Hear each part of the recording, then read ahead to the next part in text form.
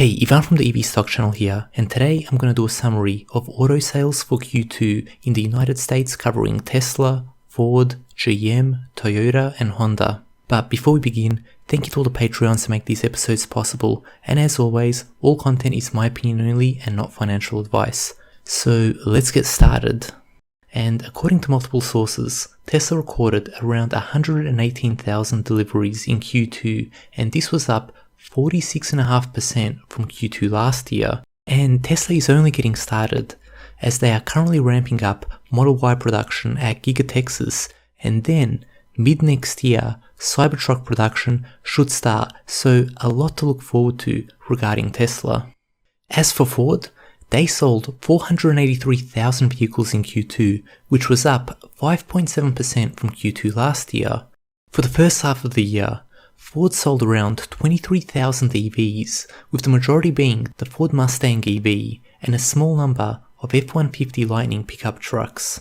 Just note, 23,000 EV sales for Ford means that EVs only made up a meager 2.5% of their overall sales. Now moving on to General Motors, who sold the most amount of vehicles in the United States in Q2 with 582,000 sales. However, that was down 15.3% from Q2 last year.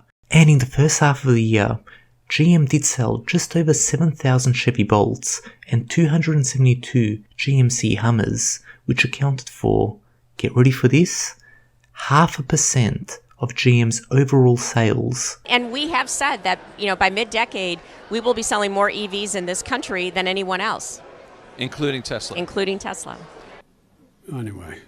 Next up, Toyota, that sold 531,000 vehicles in Q2, which was down 22.8% from Q2 of last year. In terms of EVs, in Q2, Toyota sold a grand total of 232 EVs, all being the model that sounds more like a password, lowercase b, capital Z, 4 capital X. Toyota also sold 728 Mirais, which are Toyota's hydrogen fuel cell vehicles, but all in all, these vehicles made up just under 0.2% of Toyota's US sales, so not much more to say there. Now moving on to the final manufacturer, which is Honda, that reported 239,000 vehicles in Q2, their worst quarter in the last 3.5 years, with sales down 47.1% since Q2 of last year. While in some good news, their EV sales have at least remained steady in the United States, but Honda is aiming to sell 800,000 EVs by 2030 by partnering with General Motors. General Motors and Honda announcing that they will be co-developing lower-priced EVs. What are we talking about? We're talking about the potential to jointly develop and build, respectively, at their own plants, electric vehicles that would be targeting the most mass of the mass markets around the world. For example, small crossover utility vehicles. There's about 13 million of those sold every year. General Motors and Honda believe that they can come in with an EV model lower price. They're not giving targets at this point, but think about models that are likely going to start under $30,000, or at least that will be the target when they go into production in 2027.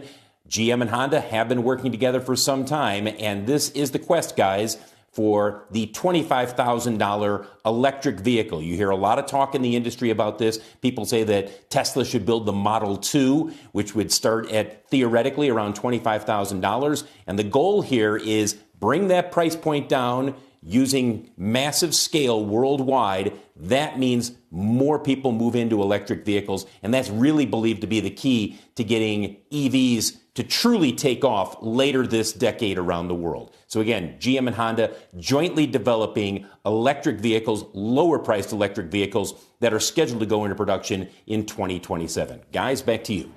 So in summary, when looking at the US market in Q2, on one side you have Tesla up 46%, while Honda was down 47%. Ford managed to increase sales, while GM and Toyota both had double-digit declines.